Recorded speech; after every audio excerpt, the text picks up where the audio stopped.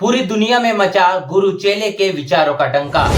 अब अमेरिका भी ऐसे मनाएगा फुले अम्बेडकर का जन्मोत्सव। यह दोस्तों आपने बिल्कुल सही सुना। मैं हूं पराग महेंद्र, आप देख रहे हैं नेशनल चौपाल। आपको बता दें कि आने वाले 11 अप्रैल को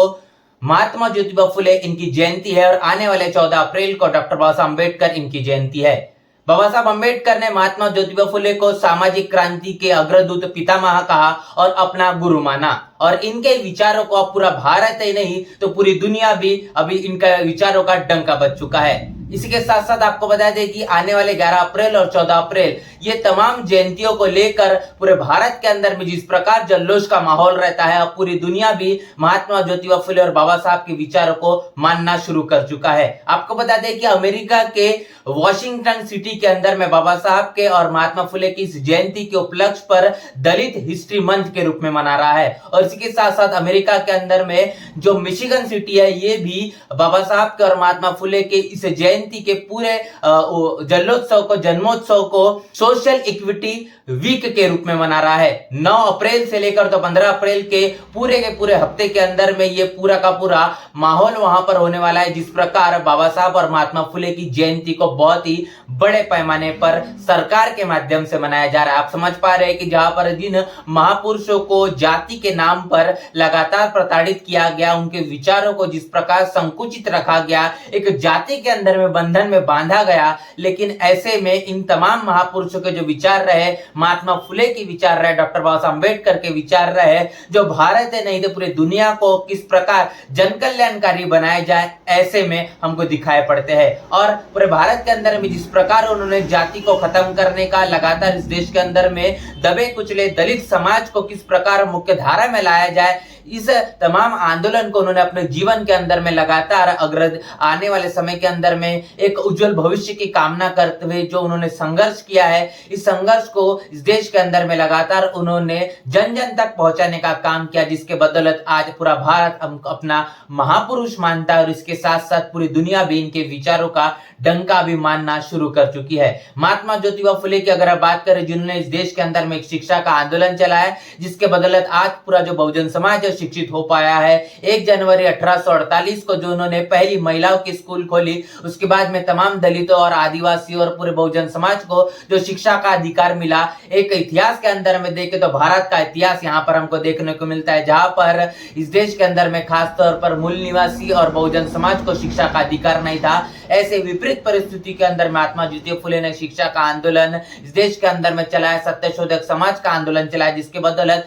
समाज के अंदर में चलने वाली असत्य जो चीजें चल रही थी, जो गलत नीतियां चल रही थी, उसको पर्दाफाश करने का काम महात्मा ज्योतिबा फुले ने अपने समय में किया, जिसके बदौलत बहुजन समाज शिक्षित हो पाया है। और आज भारत के अंदर में जो तमाम बहुजन समाज हमको शिक्षित देखने को मिलता है, वो महात्मा ज्योतिबा फुले के संघर्ष के बदौलत है और उनकी पत्नी सावित्रीबाई फुले के संघर्ष के बदौलत है। और ऐसे में पूरा भारत तो कहने के महापुरुषों, इन तमाम महापुरुषों को मानना शुरू कर चुका है। और इतना ही नहीं तो इनके जो विचार है आज पूरी दुनिया भी मानना शुरू कर चुकी है। इसीलिए अमेरिका के अंदर में वॉशिंगटन सिटी हो या फिर मिशिगन सिटी हो, ये भी इन महापुरुषों की जयंती को बड़े पैमाने पर मना रहा है। और इसी के साथ साथ इन तमाम बहुजन महापुरुषों की बात करें, महात्मा ज्योतिबा फुले के विचारों को अपने जीवन में अग्रसर करने का और उनके आंदोलन को आगे बढ़ाने का काम जिन्होंने किया है, उनका नाम है डॉक्टर बाबा साहब अम्बेडकर। बाबा साहब अम्बेडकर ने महात्मा ज्योतिबा फुले के सत्यशोधक समाज को और शिक्षा के आंदोलन को संवैधानिक रूप से अमल में लाने के लिए,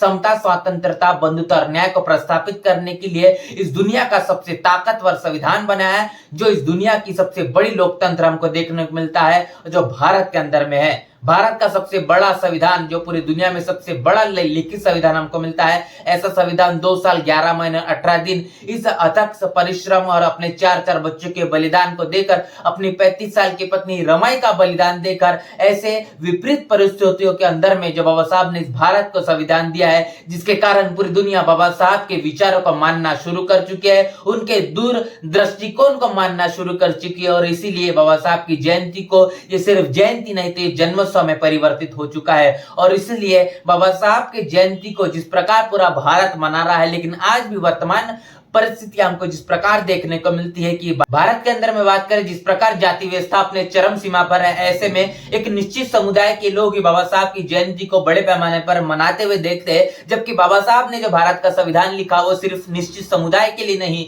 तो पूरे भारत के लिए लिखा, और इसीलिए पूरे भारत को बाबा साहब की जयंती मनाना आवश्यक है, जरूरी है। क्योंकि अगर बाबा साहब ने इस देश के अंदर में सिर्फ कुछ समुदाय के लिए सिर्फ अपने समुदाय के लोगों के लिए, अपने समाज के लिए सोचा होता तो आज उनके विचारों को पूरे भारत के अंदर में और पूरी दुनिया ने कभी भी स्वीकार नहीं किया होता। और इसीलिए बाबा साहब के विचारों को जिस प्रकार जिन लोगों के माध्यम से संकुचित किया जाता है, तो ऐसा कहने के गलत नहीं होगा कि बाबा साहब के विचारों के साथ में ये सीधा सीधा अन्याय है। बाबा साहब की जयंती को बड़े पैमाने पर मनाना भारत के हर एक नागरिक का ये कहने की कर्तव्य भी कहने की यहाँ पर कहना गलत नहीं होगा। और इसीलिए बाबा साहब के इस विचारों को तमाम पूरा भारत मानना शुरू कर चुका है, और इसी के साथ साथ पूरी दुनिया में भी बाबा साहब के और महात्मा ज्योतिबा फुले इनके विचारों का डंका बजना शुरू हो चुका है। किस प्रकार आप बाबा साहब के और महात्मा फुले की आने वाले जयंतियों को, जन्मोत्सव को मनाने वाले हैं, कमेंट बॉक्स में लिखकर हमें जरूर बताएं। और बाबा साहब और महात्मा फुले की जयंती को जिस प्रकार पूरी दुनिया मना रहा है, इसको लेकर आपकी क्या प्रतिक्रिया लिखकर हमें कमेंट बॉक्स में जरूर बताएं। बने रहे नेशनल चौपाल के साथ, तब तक के लिए जय भीम जय भारत। बहुजन विचारधारा को घर घर तक पहुंचाने के लिए हमारे YouTube चैनल को सब्सक्राइब करें, लाइक करें, कमेंट करें, शेयर करें और बेल आइकन की घंटी दबाना ना भूलें।